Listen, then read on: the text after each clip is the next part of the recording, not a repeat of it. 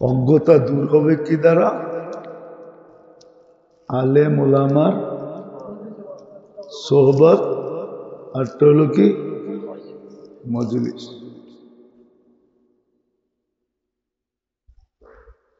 চলতে চলতে কয়েকদিন অজ্ঞতা দূর হবে, আপনিও আলেম হয়ে যাবে।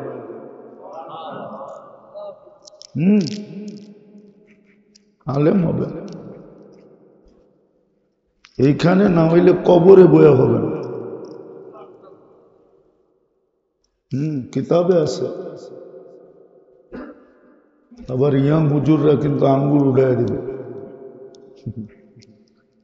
কিতাবে আছে। অনেক মানুষ কবর থেকে হাফেজ হয়ে উঠবে, অনেক মানুষ কবর থেকে আলেম হয়ে উঠবে। জালালউদ্দিন সুয়ুতি রহমতুল্লাহ আলাই, ওনার কবর আল্লাহ নূর দিয়া আল্লাহ শান মোতাবেক করে দেন। উনি এটার উপরে মুস্তাকিল বই লিখছেন।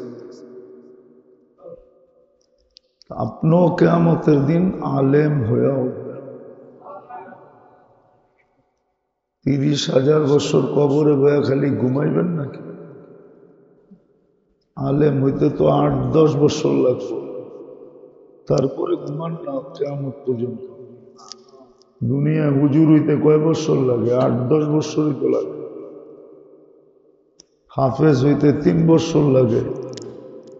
এইখানে তো কত কাম আছে, গোসল সোসল, পেশাব পায়খানা, খাওয়া লওয়া, কাপড় ধোয়া, কত কাম হইতো, ঠিক না?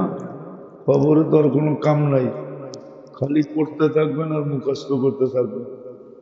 দেখবেন 1 বছরে মুখস্থ হয়ে গেছে, তারপরে ঘুমায় যাবেন, এটা দেখবেন কেমন।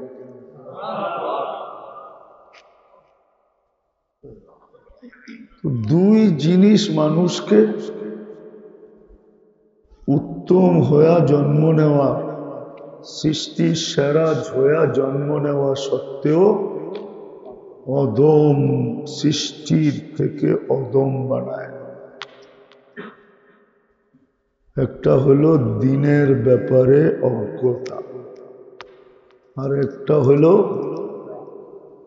উদাসীনতা, গাফলত। কি সব জায়গায় এসে পড়ছি, গাফলত। এখন অজ্ঞতা দূর করার রাস্তা সহজ। যদি কিতাব নাও কিনতে চাই, মাদ্রাসায় ভর্তি, তাইলে রাস্তা হলো ওলামাদের সোহবত। আর মনে হয় এখনই তো মনে রাখতে পারতেছেন না, আপনারা পরে যায় কি মনে রাখবেন? সোহবত, আর একটা হলো কি মজলিস। আগে মাদ্রাসাও ছিল না, কিতাবও ছিল না, বর্তমান রূপরেখার মাদ্রাসা ছিল। আগেই দুটেই ছিল, সোহবত আর মজলিস। কিন্তু মধ্যখানে একটা শর্ত আছে, প্রশ্ন করা, খালি গিলতে থাকবেন আর চোখ দিয়ে দেখতে থাকবেন। আলেমদেরকে চোখ দিয়ে দেখবেন, যা ভালো কথা বলে এটা খালি গিলবেন। কয়েকদিন পরে দেখবেন আপনিও আলেম হয়ে গেছেন। যদি এইখানে না হন, শখ যদি দিলে থাকে তো কবরে বসে।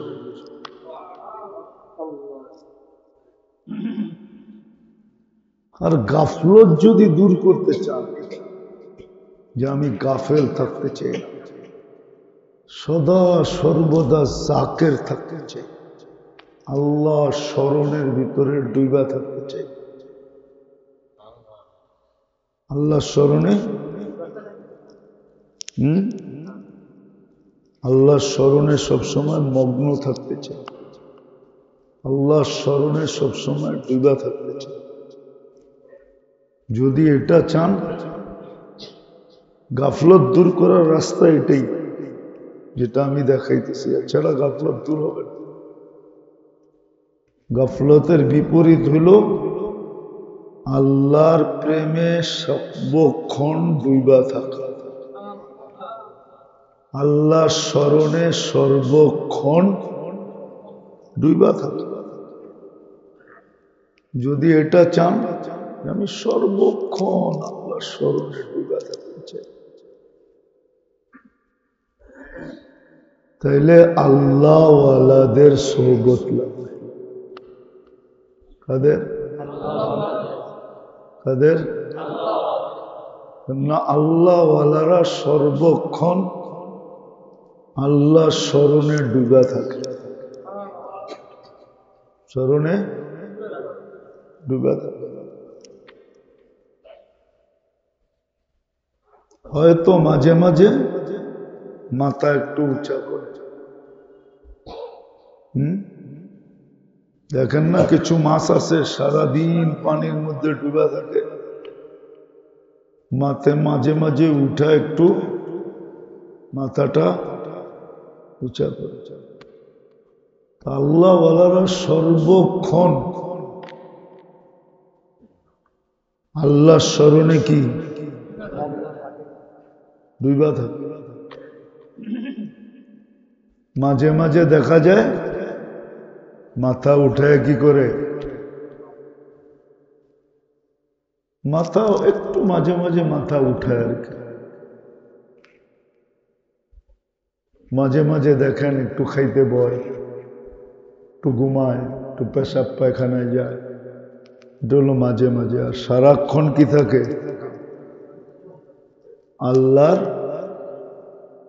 আল্লাহর স্মরণে মগ্ন থাকে, ডুবা থাকে।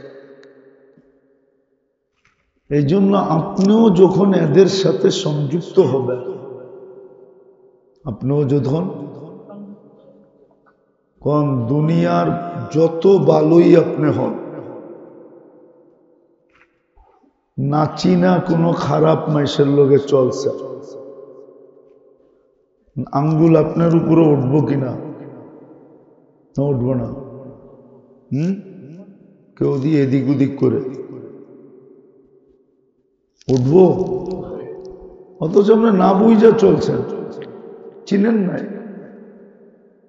কিন্তু আপনি ভালো, আঙ্গুল কার উপরে উঠছে, আপনার উপরে তো উঠে, ঠিক না? দুনিয়ার যদি রীতি এটা হয়, নীতি এটা হয়, তা আল্লাহটাও এরকম। যখন আপনি আল্লাহওয়ালাদের সাথে চলবেন, এদের সাথে থাকবেন, আল্লাহওয়ালাদের সাথে সংযুক্ত হবেন, তো এরা যেরকম সর্বক্ষণ আল্লাহর কি আল্লাহর স্মরণে মগ্ন থাকে, এখন আঙ্গুল আপনার দিকে উঠবো যে আপনিও মগ্ন আছেন। হুজুররা বুঝবো হাবিবুল হাবিবে হাবিব। এই কায়দার কারণে আপনাকেও মগ্ন বইলা গণ্য করা হবে। লাভ হইল না লস? বাজাইতে পারলাম দুইটা, বুঝে আসলো?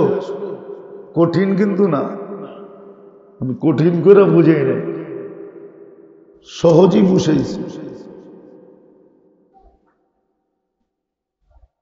মানুষ যদিও উত্তম হইয়া জন্ম নেয়, কিন্তু হইতে পারে সবচেয়ে অদম হইয়া কোথায় যাবে? অনেকগুলা কারণের ভিতরে অদম হওয়ার উল্লেখযোগ্য কারণ হলো, একটা হলো দ্বীনের ব্যাপারে অজ্ঞ হওয়া, আরেকটা হলো আখেরাতের ব্যাপারে গাফেল হওয়া, উদাসীন হওয়া। দ্বীনের ব্যাপারে যখন অজ্ঞ হবে তো পরিণতি এটাই হবে। যেটা আমি বললাম।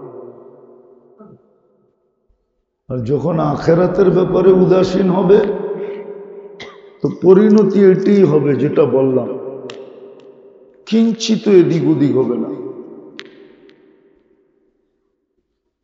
এখন এটা দূর করার সহজ পদ্ধতি কি, ওটাই দেখালাম। যদি অজ্ঞতা দূর করতে চান কিন্তু বই কিনতে চান না, মাদ্রাসায় ভর্তি হইতে চান না, এই দুটা নিয়ে আপনার অ্যালার্জি, যে আমি টাকা খরচ করে বই কিনব, টাকা খরচ করে মাদ্রাসায় ভর্তি হব না, তাহলে আপনার জন্য পদ্ধতি হক্কানি আলেম ওলামাদের সোহবত এবং মজলিস ভালো মতে লেখা নিয়ে যান, ভালো মতে কাজে দিতে। আর গাফলত যদি দূর করতে চান তাহলে আল্লাহওয়ালাদের সোহবত, কেননা আল্লাহওয়ালারা সবসময় আল্লাহর ধ্যানে মগ্ন থাকে। ওই মাছের মতো, তিমি মাছ দেখছেন না, তিমি সর্বক্ষণ পানির নিচে থাকে, মাঝে মাঝে উঠা এরকম শ্বাস নেয় যে ভিতরের পানি সব বাইরে বাইরে পড়ে, দেখছেন? দেখেন নাই? দেখছেন? আল্লাহওয়ালারা এরকম সব সময় আল্লাহর ধ্যানে কি থাকে, নিমগ্ন থাকে।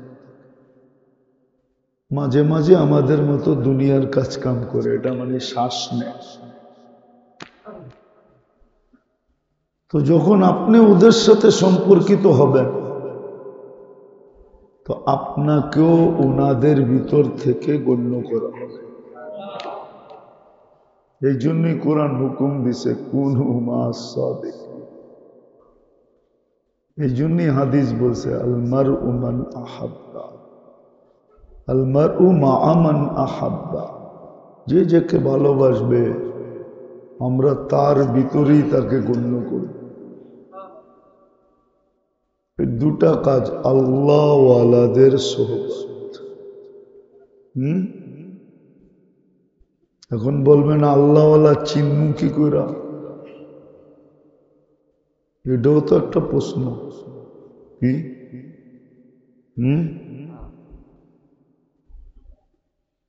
আল্লাহওয়ালা চিনার জন্য মাপকাঠি একটা, কত বেশি সুন্নতের মোত্তাবে, বাস সুন্নতের খেলাফ একটা করবে তাহলে আর আল্লাহওয়ালা না। যত বেশি সুন্নতের মোত্তাবে হবে, আল্লাহ রসুলের তরিকা যত বেশি মানবে তত বড় না, যত বড় ল্যাংটা তত বড় আল্লাহওয়ালা।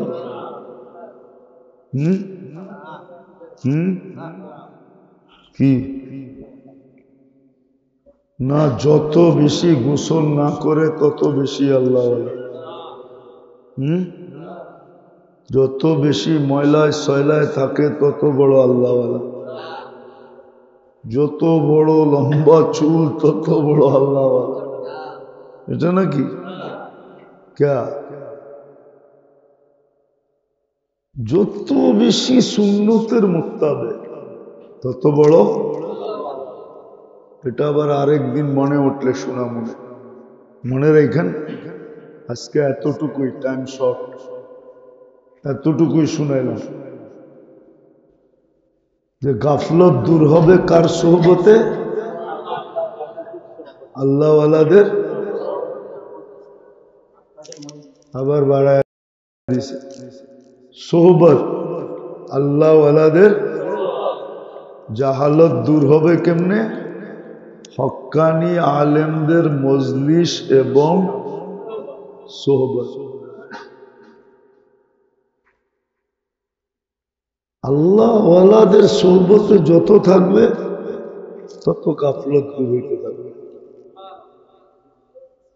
অনেকে কয় না কলব জারি করে দিব, হ্যাঁ কি করব?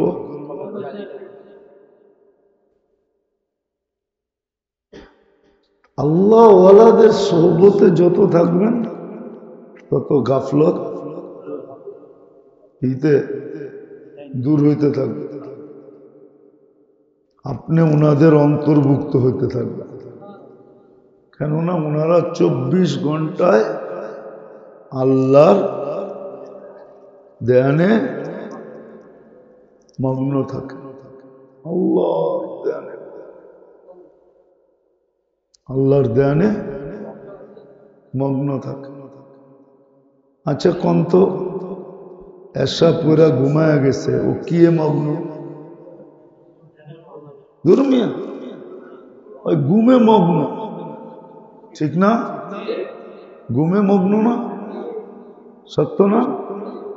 চোখে দেখা যায় কি ঘুমে, কি ও কি ঘুমে মগ্ন? ও যখন ফজর পড়া উঠবো, ফজরের জন্য উঠবো আর ফজর পড়বো, তো সারা রাত্র ও ইবাদতে মগ্ন ছিল। আপনি কি দেখছেন? কি দেখছেন? ঘুমে লুঙ্গির, অনেকে আছে ঘুমের সময় লুঙ্গিও ঠিক থাকে না, ঠিক না? এর লেগে পায়জামা পরা শোয়, ঠিক না? কিন্তু সারা রাত কি মগ্ন ছিল আপনি দেখছেন? আর ফজর যখন পড়ছে সারা রাত্র কি লেখছে? এরমই আল্লাহওয়ালা গো বিষয়। আল্লাহওয়ালারা সবসময় আল্লাহর ধ্যানে মগ্ন থাকে। আপনি নৌকা বাঁধতে পারলে আপনার নৌকো পারে লাগবে। এই জন্য যদি গাফলত দূর করতে চান তাইলে আল্লাহওয়ালাদের সোহবত লাগবে। আর যদি জাহালত দূর করতে চান, অজ্ঞতা, তাইলে হক্কানি আলেম উলামাদের দুইটা লাগবে, মজলিস এবং প্রশ্নহীন ভাবে প্রশ্ন করতে পারবেন, চলতে থাকবেন। যদি এই দুনিয়ায় আলেম নাও হইতে পারে, কবরে যে আলেম, কবরে যায় হাফেজ হবে। কবরে যে কি হবেন? কবরে যে কি হবেন? আলেম পারবেন? মনে থাকবো যেটুক বললাম? বারবার দৌড়ায়া মুখাস্ত করে। আমরা তো শুইনা চলে যাই, পরে যে মনের লোকে ডিসকাস করি না, মনের লোকে এটা লইয়া মনের লোকে আলোচনা করি না যে মন আজকে কি শুনাইলি কম। বারবার মনের সাথে যখন ডিসকাস করবেন তো মনের ভিতরে কাইথা যাবে।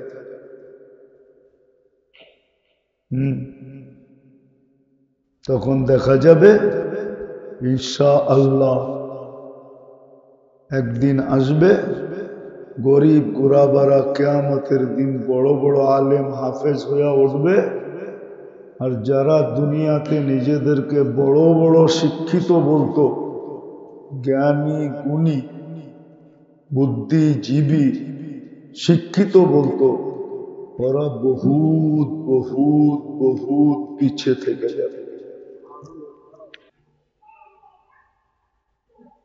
মানুষ সৃষ্টির সেরা হিসাবে জন্ম নেয়,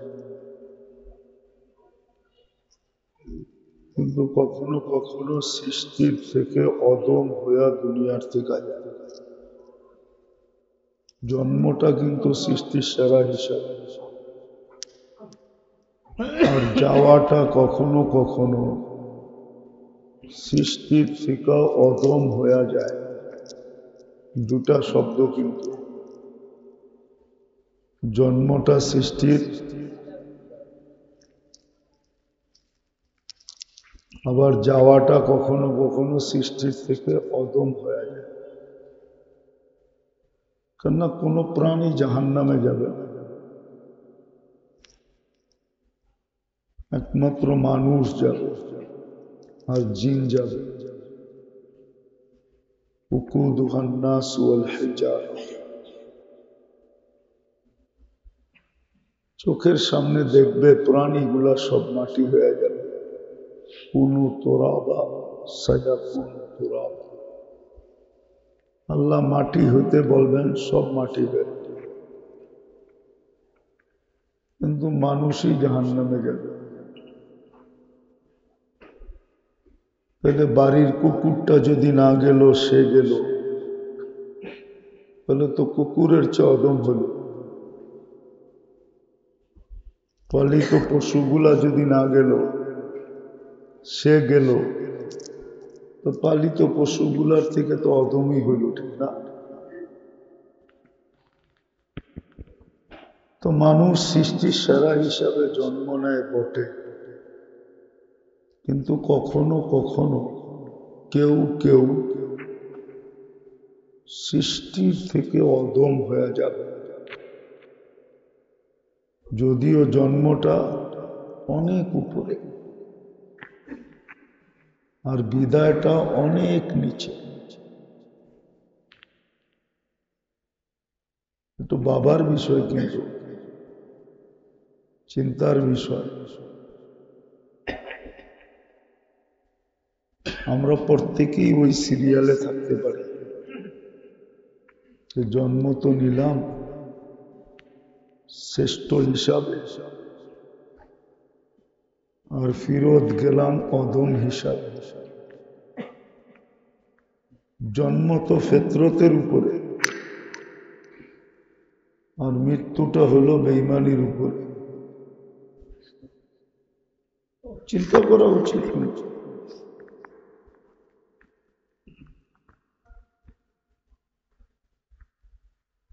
এই জন্য বাঁচার অনেকগুলা রাস্তা আছে, তার ভিতরে দুটা উল্লেখযোগ্য বলতেছে। দুটা জিনিস মানুষকে অদম বানায়,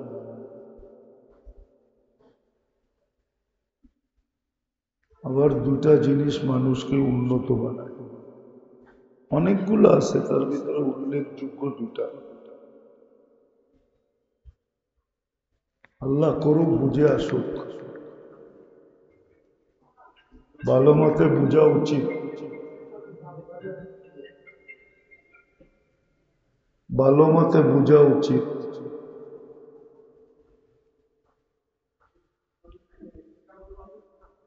একটা জিনিস হলো মানুষকে জাহালত অদম বানায়, অজ্ঞতা। দুনিয়ার অজ্ঞতা না, দিনই অজ্ঞতা। দিনের ব্যাপারে যখন মানুষ অজ্ঞ থাকে, তখন তাকে জানোয়ারের চেয়ে অদম বানায়।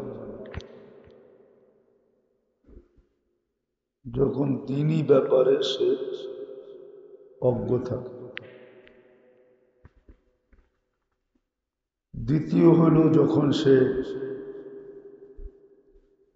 আখেরাতের থেকে, মৌতের থেকে, আখেরাতের থেকে গাফেল থাকে।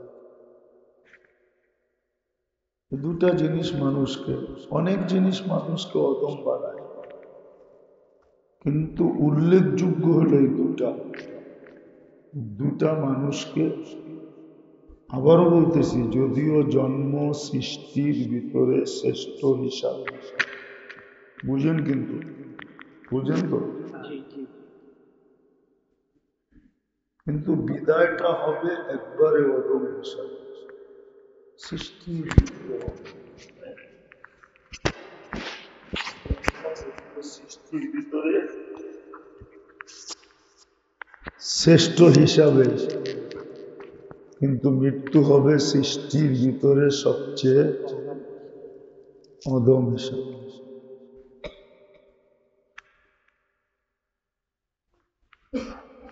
অনেকগুলা কারণ আছে, এটার ভিতরে দুইটা কারণ উল্লেখ করতেছি, দুইটা বা উল্লেখযোগ্য দুইটা। একটা হলো মানুষ দিনের ব্যাপারে অজ্ঞ হবে, দুনিয়ার ব্যাপারে। দুনিয়ার ব্যাপারে তো সবাই বিজ্ঞ, বিজ্ঞ না হইলে চলি কেমনে, সংসার চালাই কেমনে, পরিবার চালাই কেমনে, সবাই দুনিয়ার ব্যাপারে বিজ্ঞ। কিন্তু দিনের ব্যাপারে যখন অজ্ঞ হয়, তখন জন্ম নেয় কি হিসাবে? সৃষ্টির সেরা হিসাবে। হতে পারে মৃত্যুটা হবে সৃষ্টির ভিতরে সবচেয়ে অধম হিসাবে, সবচেয়ে অধম হিসাবে। যখন দিনের ব্যাপারে অজ্ঞ হবে।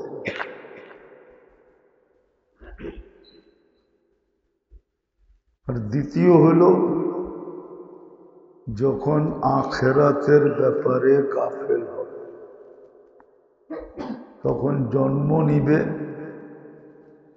সৃষ্টির, আর মৌতটা হইতে পারে সৃষ্টির ভিতরে অধম হিসাবে। যখন আখেরাতের ব্যাপারে গাফেল হবে, মৌত, কবর, হাসর, মিজান, ফুলসেরাত, জান্নাত জাহান্নামের ব্যাপারে যখন গাফেল হবে, উদাসীন, তখন বিলকুল অদম হিসাবে। সহজ কথা, কিন্তু আবারও বলতেছি যাতে আপনাদের দিলে গাথে। কথা দুটো অনেক সহজ, অনেক সহজ। যেমন হাদিসে আছে না, দুইটা কলেমা অনেক সহজ, আল্লাহর কাছে অনেক অনেক প্রিয়। শুনছেন না? আরে শুনছেন না, শুনেন নাই? মিজানের পাল্লায় অনেক অনেক কি, কিন্তু ডেলি কে পড়ে? পড়েন?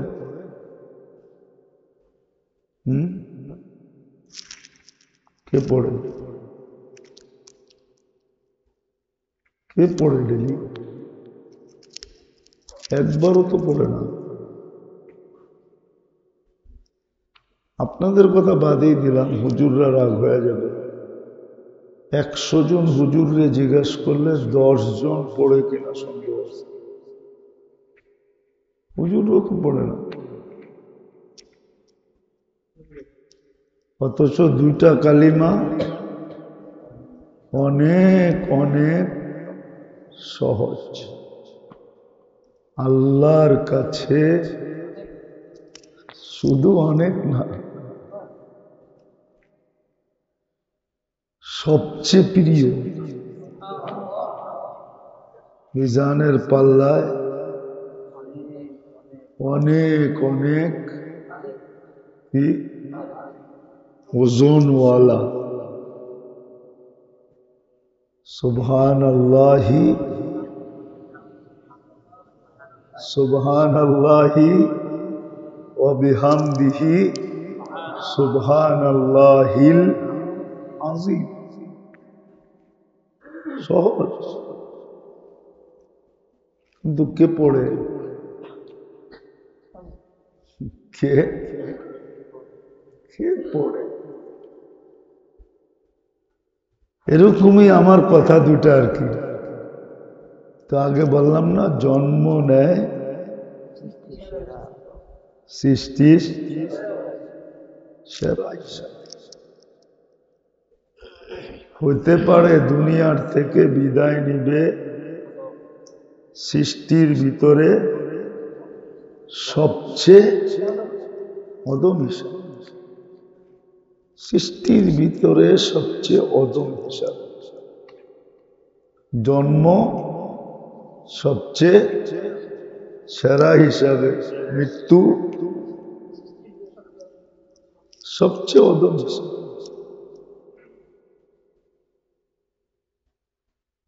অনেকগুলা আছে কারণ, তার ভিতরে দুটা উল্লেখ করতেছে। যখন দিনই বিদ্যায় অজ্ঞ হোক, দিন সম্বন্ধে অজ্ঞ, দিন সম্বন্ধে যখন অজ্ঞ হবে। আর একটা হলো আখেরাতের ব্যাপারে যখন গাফেল হবে, উদাসীন। মনে থাকবে না? মনে হয় থাকবে, থাকে না। এখান থেকে বাহির হইলেই আর কি থাকে না, মনে থাকে না, থাকে না মনে।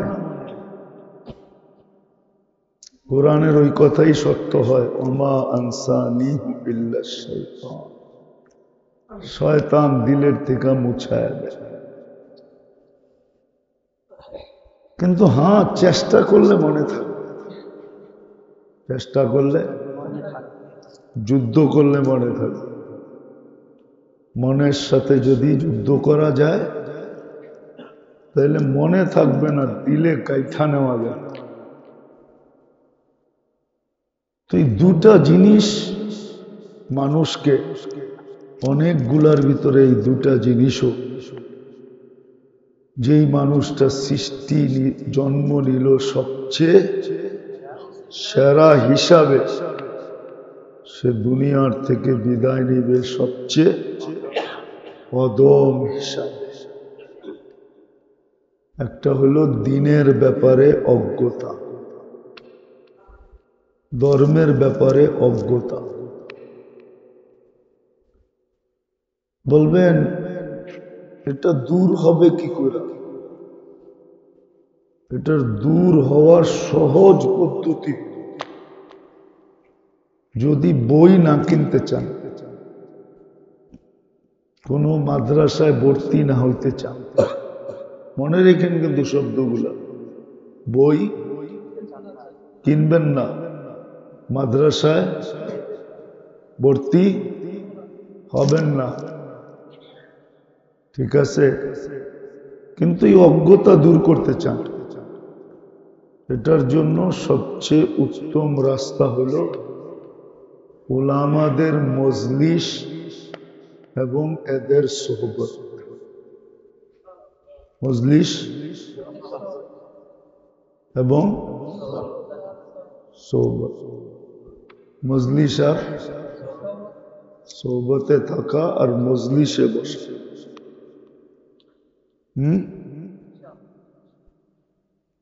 সহজ পদ্ধতি। আপনি বই কিনতে চান না, মাদ্রাসায় ভর্তি হতে চান, তাহলে আপনার জন্য রাস্তা হলো উলামাদের সোহবত, উলামাদের মজলিস। কিন্তু এখানে একটা শর্ত আছে, প্রশ্নহীন। কি প্রশ্নহীন? প্রশ্ন করা যাবে না, প্রশ্ন করা যাবে না, প্রশ্নহীন। হ্যাঁ, আপনার ভালো না লাগে আরেক জায়গায় তালাশ করে, আরেক জায়গায় তালাশ করে, কিন্তু প্রশ্ন করা যাবে না, প্রশ্ন করা যাবে না। এটা আল্লাহর নিষেধ, লা তাসআলু রাসূলাকুম কামা সুইলা মূসা। প্রশ্ন করা যাবে না, কারণ আপনি কিতাবও কিনেন নাই, ভর্তিও হন নাই। আপনি দুইটা ছাড়া নিতে চাইতেছেন, কি ভর্তিও হন নাই, কিতাবও খাতা কলমও কিনেন নাই, কারণ আপনার প্রশ্ন করা যাবে না। ইনশাআল্লাহ মনে থাকবে তো? আল্লাহুম্মা সাল্লি ওয়া সাল্লিম ওয়া বারিক আলা হাবিবিকা মুহাম্মদ। আয় আল্লাহ, আয় আল্লাহ, আয় আল্লাহ, আয় আল্লাহ, আয় আল্লাহ, আয় আল্লাহ, আপনার রহমের কাছে ছোঁয়া, আপনার করমের কাছে ছোঁয়া। আল্লাহ এই মজমাকে কবুল করে, এই মজমাকে কবুল করে, এই আয়োজনকে কবুল করে। আল্লাহ আমাদের মজলিসগুলাকে কবুল করে। আয় আল্লাহ মজলিসের মানুষগুলাকে কবুল করে, আয়োজনকারীদেরকে কবুল করে, আয়োজনকারীদেরকে কবুল করে, মজলিসের মানুষগুলাকে কবুল করে। আল্লাহ আমাদের মজলিসগুলাকে কবুলিয়ত নসিব করে। যারা আসবে তারা যেন আপনার কাছে কবুল হয়ে, আপনার কাছে মকবুল হয়ে যায়। আল্লাহ এদেরকে আপনার বানায় নেন, আপনি আমাদের হয়ে যান। আমাদেরকে আপনার বানায় নেন, আপনি আমাদের হয়ে যান। আল্লাহ আপনার ঘরে আয়া যদি আপনার না হইতে পারলাম, তাহলে আর কোন জায়গায় যায় আপনার হন? তাহলে তো আর দুনিয়ার চেয়ে উত্তম জায়গা নাই যেখানে যে আপনার হওয়া যাবে। আপনার ঘরের চেয়ে তো উত্তম জায়গা নাই, এটা আপনি নিজে বলছেন, আপনার হাবিব বলছেন। আহাব্বুল বিয়া ইলাল্লাহি মাসাজিদুহা ওয়া আশারুল বিয়া ইলাল্লাহি আসওয়াকুহা। আল্লাহ আপনার ঘরে যদি আয়না পাই,